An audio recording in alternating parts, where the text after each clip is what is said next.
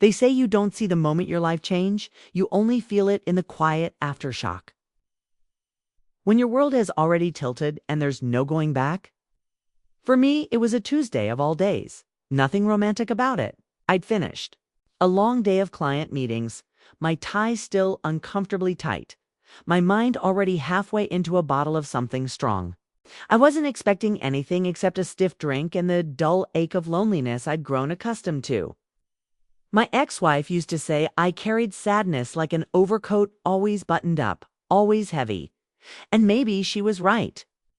That night, I walked into a downtown lounge I used to visit when I was younger and less jaded, back when the leather booths felt luxurious instead of lonely. I wasn't looking for company.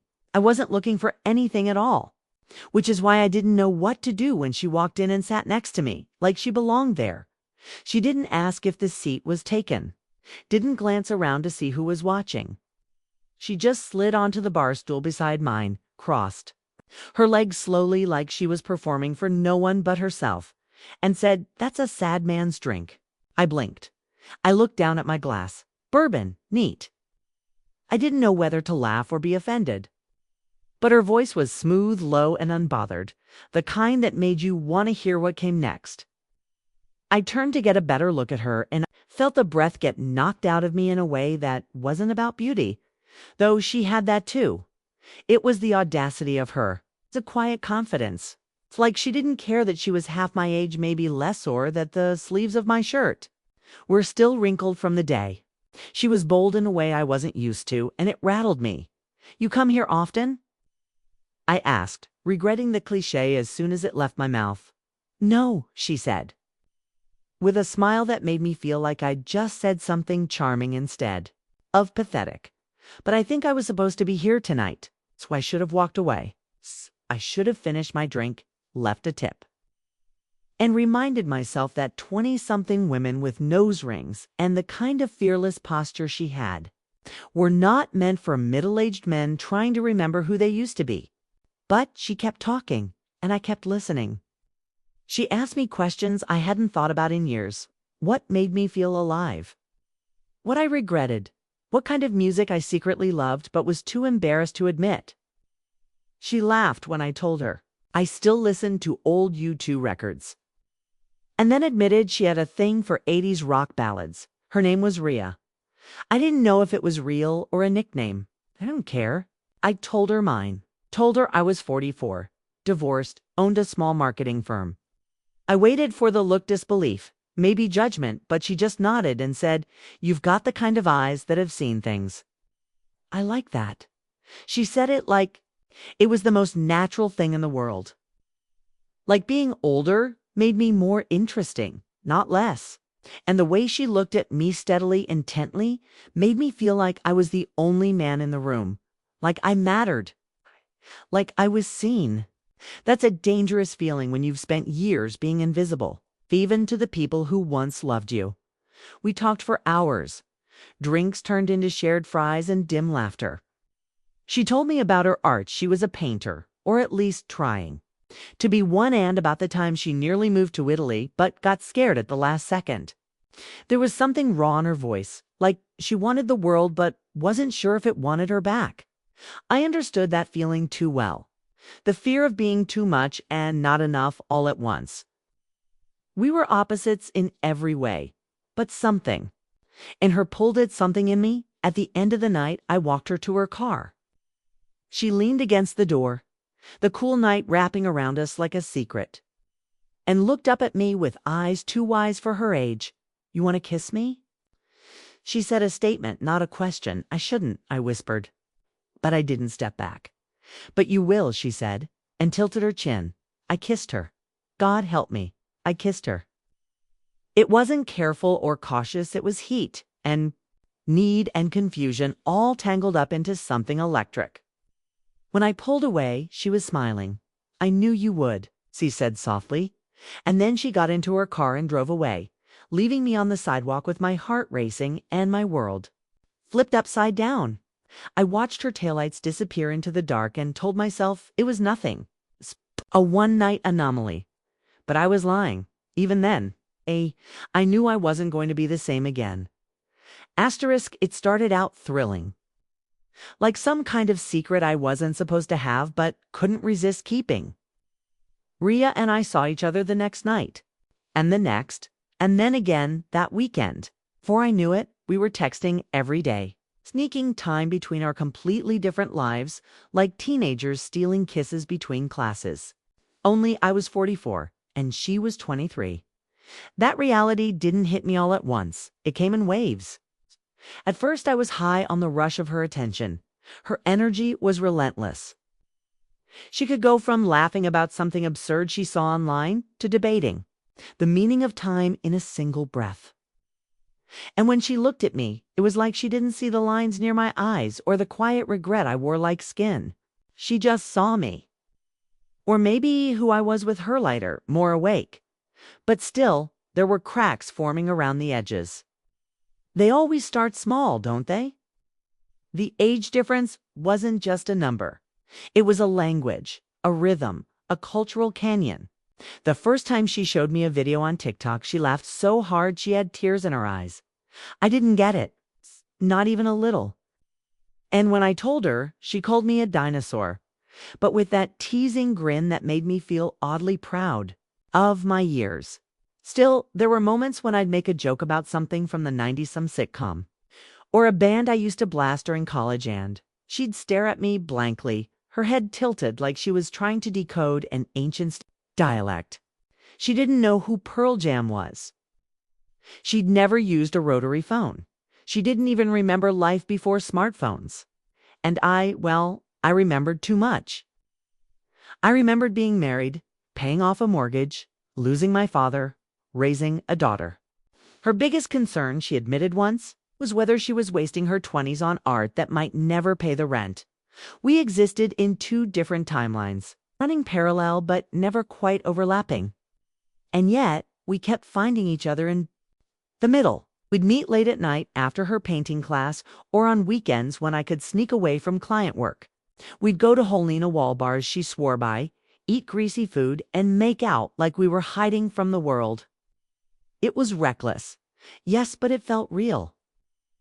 She'd reach for my hand in public without hesitation, like she didn't give a damn who stared.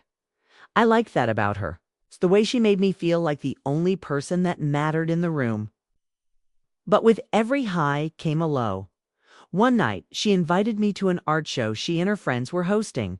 I agreed, even though I felt out of place before I even walked in. Everyone there looked like high young hip, full of fire and questions and too much eyeliner. I was the oldest guy in the room by a decade, maybe more. I could feel the looks. Her friends smiled politely, but there was a tension in the air, the kind of judgment that doesn't need words. Later, when we were alone, I asked her if she noticed. Of course I noticed. She said, lighting a cigarette on her apartment balcony, "They think I'm insane for dating you." And what do you think? Cast. Already bracing for the answer. She turned to me, smoke curling around her lips. "I think you make me feel grounded. Like the world isn't spinning quite so fast." It should have comforted me. But instead, I lay awake that night wondering how long that feeling would last for her. Would she wake up one day and see me the way they did? As a midlife detour? A learning experience? The thing is, I couldn't talk to anyone about her. My friends would have laughed or worse warned me. My ex-wife? No chance. Even my daughter Ava, who was 16 and already smarter than most adults, I knew would have raised an eyebrow so high it'd leave the atmosphere. So I kept it quiet, tucked her into the corners of my life like a poem I wasn't ready to share. She never asked me to hide her. But I could feel her disappointment every time I brushed off questions about meeting my friends or seeing my place. She didn't push, but she noticed. I told myself I was protecting us, but the truth? I was scared. Scared of what it meant to let her all the way in. Scared that if I did, it would all fall apart.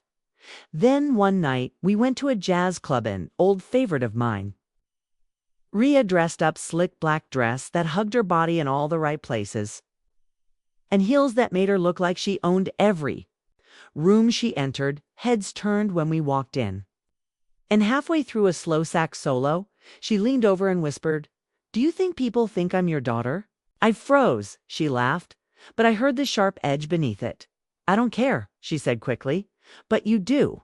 I wanted to lie, wanted to say no, that I didn't notice or didn't mind, but I did.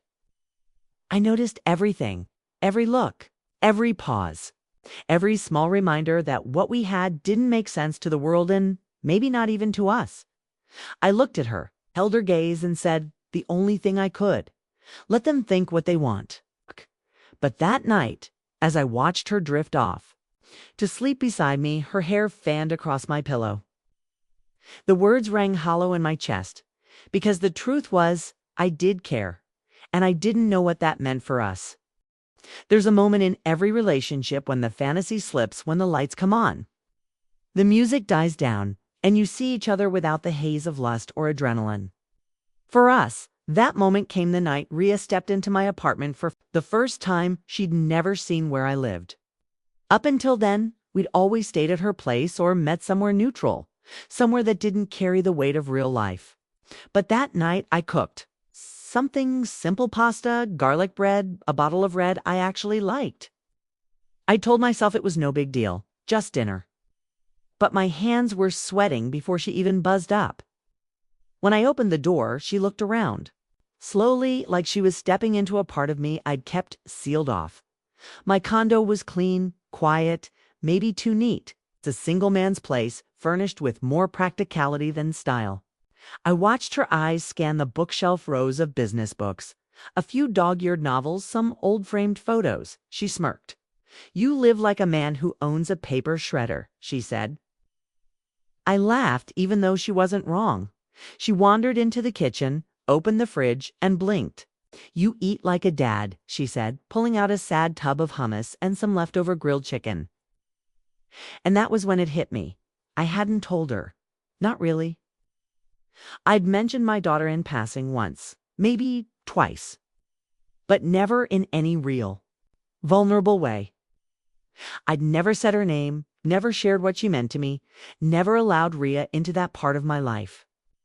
I swallowed the lump in my throat and said, "I am a dad." She turned to look at me, didn't flinch, just leaned back against the counter and said, "Tell me about her." Her name is Ava. She's 16, smart as hell, sharp around the edges, and already a better judge of character than I ever was. She lives with her mom in Vermont, and I visit when I can, though it's not as often as I'd like. I told Rhea how much Ava loves music, how she's obsessed with songwriting and secretly plays guitar. I told her about the first time I held her, how terrified I was of breaking her, how her tiny hand wrapped around my finger and made me believe, just for a moment, that I could be more than I was. Rhea listened, really listened, really listened. No interruptions, no judgments, just wide eyes and quiet nods.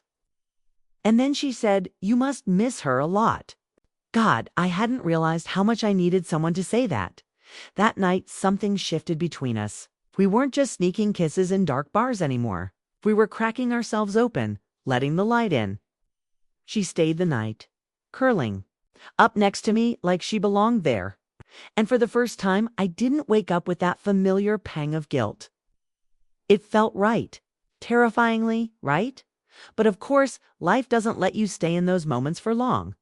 A week later, she canceled our plans, said she was tired, needed space. That word space hit me like a brick.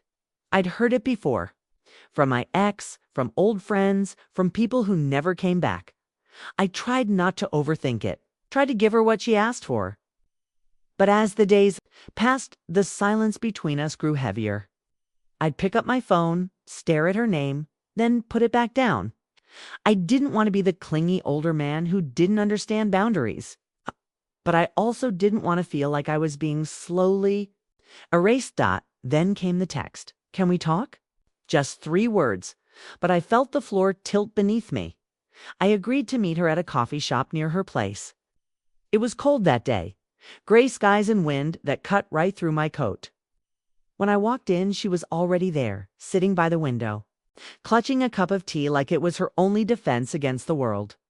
I sat down across from her. Her eyes looked tired. Didn't waste time.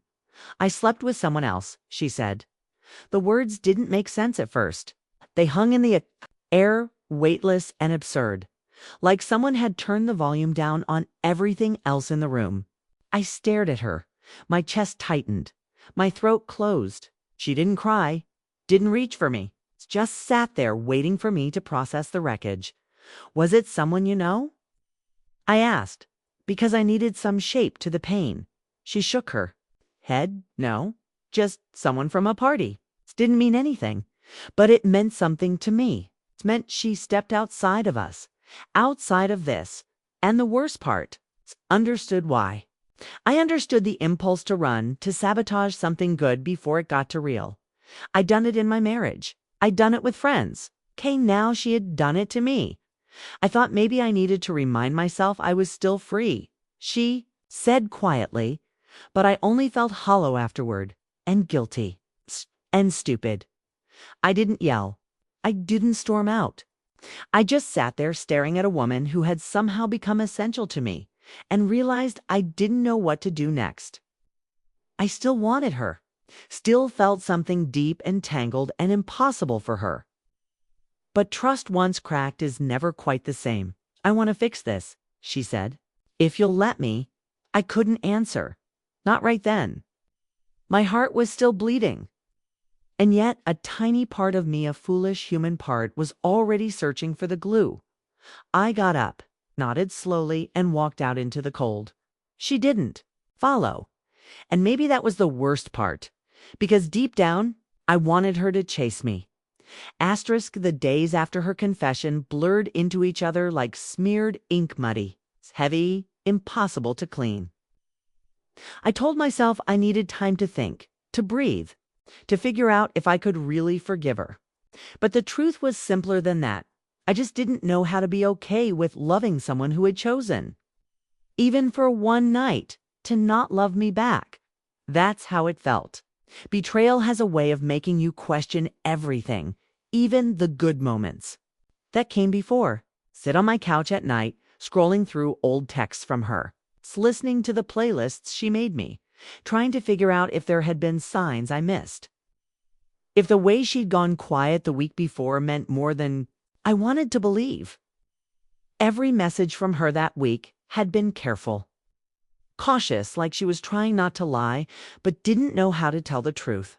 And still, I couldn't bring myself to hate her. She reached out every day. A text, a voice note, a photo of a half-finished painting she knew I'd like. Just wanted you to see this one, she'd write. Her voice cracked in one of the recordings. Just a whisper of emotion behind the words. But I caught it. It's funny how someone can break your heart and still have this quiet hold on you. Like their fingertips are wrapped around some hidden part of your soul. I ignored most of the messages. Not to be cruel. I just didn't trust myself to respond. I was angry. Yes. But more than that, I was afraid that if I let her back into Azili, it would say something about the kind of man I was becoming. Someone willing to overlook anything just to feel wanted again. Ava called me during that time. My daughter, intuitive as ever, could always sense when something wasn't right. She asked if I was okay, and I almost told her. Almost, but what would I? Say that her father had fallen for a woman closer to her age than mine, that he'd let himself feel young again, only to be reminded that youth doesn't always come with loyalty. No, I couldn't tell her. I just said I was tired. Work, stress, the usual. She didn't press, but before she hung up, she said, "You deserve someone good, Dad. Don't settle." I sat with that sentence like it was scripture.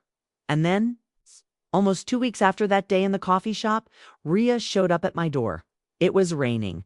Of course it was. She was soaked, her hoodie clinging to her frame, mascara smudged under her eyes. I didn't even know people still cried like that in real life. I didn't know she did. I opened the door without thinking, and she just looked at me, shivering slightly, then said, "I'm sorry for everything. I just need you to know that. I stepped aside and she walked in like she'd been waiting to breathe. We didn't talk at first. I got her a towel, made tea, tried not to stare too long at the way her hands trembled slightly as she held the mug. She was a mess, but not in the performative, dramatic way. She looked raw, human. I could see how much the distance had worn her down, and that cracked something in me, because I didn't want her broken eye, just wanted her honest. I thought sleeping with someone else would shake something loose in me, she said finally, curled up on the couch. But it only made me realize how much of myself I'd already given to you. I nodded slowly. I believed her. Maybe that was the problem. I still believed her, even after everything. You scare me, she continued. Not because of your age or what people think, but because with you it feels real, and I've never had that before. I didn't know how to hold it. It wasn't an excuse. It wasn't even a proper explanation, but it was the closest she could get to telling me she was afraid of being loved in a way that asked her to be accountable, to grow up, to be seen, not just admired. I sat down beside her and looked at her face, damp from rain and tears, and asked the question that had been haunting me for days. Can I trust you now? She didn't answer right away. Just looked at me with eyes that didn't flinch this time. Yes, she whispered. Because I trust you. Something about that undid me. Because it reminded me that trust isn't just about believing someone won't hurt you, it's about choosing them again after they already have. It's about saying, I see you, flaws and all, and I'm still here. We didn't sleep together that night. We held each other, that was all.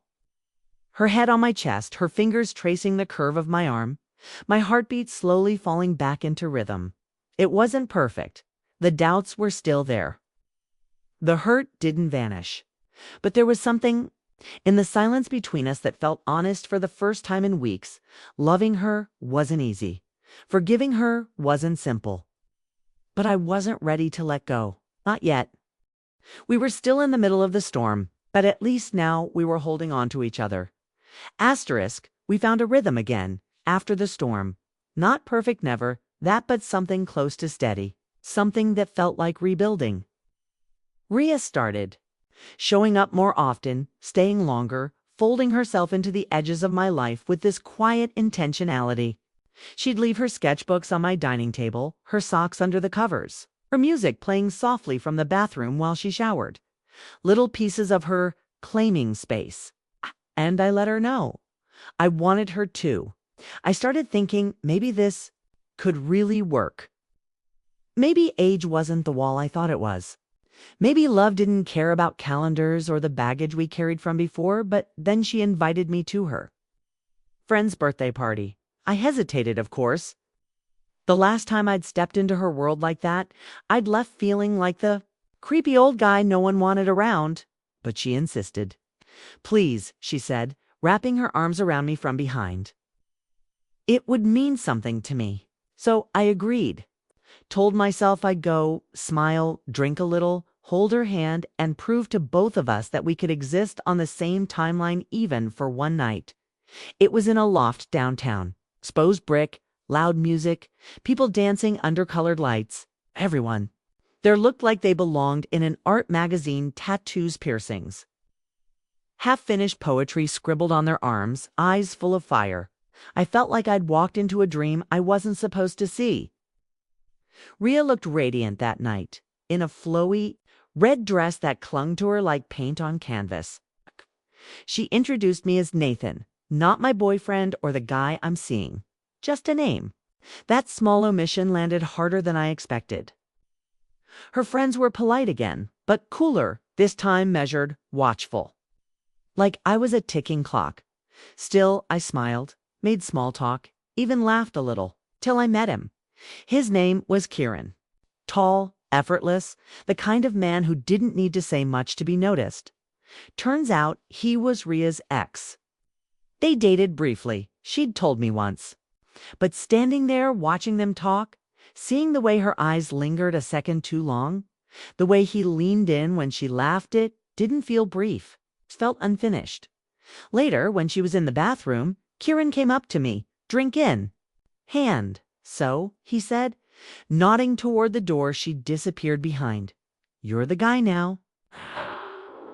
I just stared at him, unsure what tone he was taking. She used to talk about older men like they were some forbidden fantasy, he added. With a half smile, guess you're the lucky one, huh? I didn't respond. I didn't have to. He walked away after that, leaving the words hanging in the air like smoke. But I felt them settle in my chest. On the drive home, I was quiet. So was she. Her phone buzzed a few times messages, probably from friends still partying, but she didn't check it. Instead, she stared out the window, her fingers fiddling with the hem of her dress. Finally, she said, "You didn't like being there." It wasn't a question. I exhaled. I just didn't feel like I belonged. You don't have to belong, she said, almost too quickly. They're my friends, not yours. And there. It was the line. It's drawn gently but unmistakably between our worlds. She didn't say it to hurt me, but it did. It's because I wanted to belong, if only a little. I wanted her world to make room for me the way I'd made room for her in mine. That night we lay in bed, backs to each other. Neither of us spoke. The silence was thicker than it had ever been between us. The next morning, she was gone before I woke up. A note on the counter, early class, call you later. But she didn't call. Not that day, not the one after. When I finally texted, she said she was just feeling off and needed space to think. Space again. That word. That damn word always seemed to mean the same thing. Goodbye, just slower. I went to work. I made dinner. I watched movies I didn't care about just to fill the noise. And every time my phone buzzed, I hoped it was her saying she'd thought it all through, that she missed me, that we could talk. But the days stretched. Then a week. Then 10 days. When she finally reached out, it was to say she'd taken a weekend trip with some friends, Kieran included. Nothing happened, she insisted. I swear. Needed clarity, and I got it. I stared at that message for hours before I replied. What kind of clarity? Her answer came quick, that I love you. But I don't know if I'm ready for what. You need ... And there it was, ... honest, brutal, final, because what I needed wasn't complicated. I didn't need her to erase her past or fit perfectly into mine. I just needed her to choose me. Not occasionally, not when it was easy. I didn't respond right away. Maybe because I didn't want to admit how much those words hurt. Maybe because a part of me still hoped she'd realize she was wrong. But deep down, we were no longer building something together. We were slowly stepping back into our separate lives. Hearts bruised, futures uncertain, and the space between us had finally become too wide to cross. Asterisk, the night I finally let her go, the city was unbearably quiet.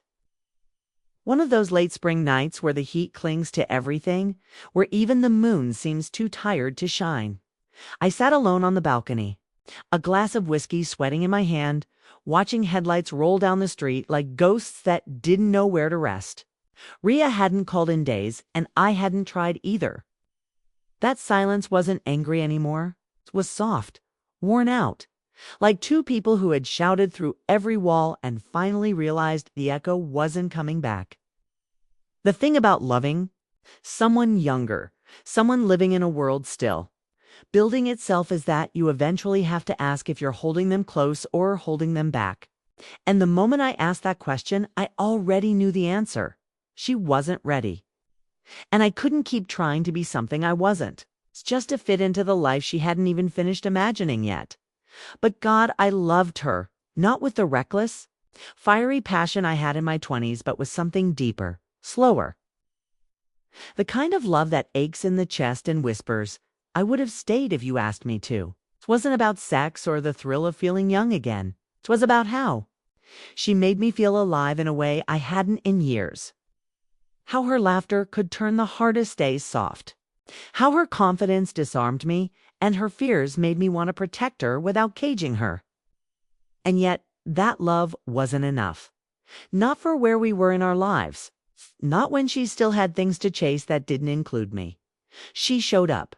One last time, unannounced, the way she always used to. Hair pulled back, no makeup, a hoodie that belonged to me. She looked so young that night. Young, and yet already carrying the weight of someone who'd lived through more than people gave her credit for. She didn't speak at first, stood in the doorway, unsure whether to come in. I nodded, stepped aside, and she slipped past. Me like a breeze that didn't want to stay too long. I didn't come to fix anything. She said, sitting down on the couch, knees pulled up to her chest. I just didn't want us to end in silence. That was the moment I knew this was real. The end wasn't going to be some fight or betrayal or dramatic scene. It was going to be two people sitting across from each other, admitting they were better off letting go than holding on too tight. I never didn't love you, she said. Even when I screwed up. Even when I didn't know what the hell I was doing, I believed her. But I also knew love isn't always enough. Not when it comes without direction, without timing. I know, I said quietly, and I'll always be grateful for it. For you. We didn't cry. We didn't cling. We just talked about little things, music, memories, the trip we never took to Montreal. We even laughed once or twice. And then when the sky began to shift from black to deep blue, she stood, walked over to me, kissed me, slow and soft, one last time. I'll carry you with me, she whispered, even when I don't say your name. And then she left. That was 6 months ago. Since then, I've gone back to routines. Work, dinner, books that don't quite hold my attention. I've dated a little, nothing serious, nothing worth rewriting. My story but every now and then, when the night gets too quiet or I hear a song she loved, I think of her. Not with bitterness, not even with sadness anymore. Just with that strange mix of gratitude and ache that only the deepest kind of love leaves behind. Ava came to visit last month. She noticed a painting hanging in my hallway, one that Ria gave me before things fell apart. She tilted her head and said, "Whoever made that, they saw you." I almost told her everything then. Almost, but instead, I just said, yeah, she did. Maybe that's what Ria gave me. Not forever. Not stability, but clarity. A mirror. She showed me the parts of myself I'd buried under years of responsibility and restraint. She made me feel again, risk again, want again, and that's something I'll never regret. Some loves are meant to stay. Others are meant to burn bright and brief, leaving you changed, scorched in the best possible way. She was half my age, but her fire lit something in me I thought was gone. And though I walk alone now, I walk a little taller, a little warmer, a little more alive because of her. And that, I think, is still a kind of happy ending.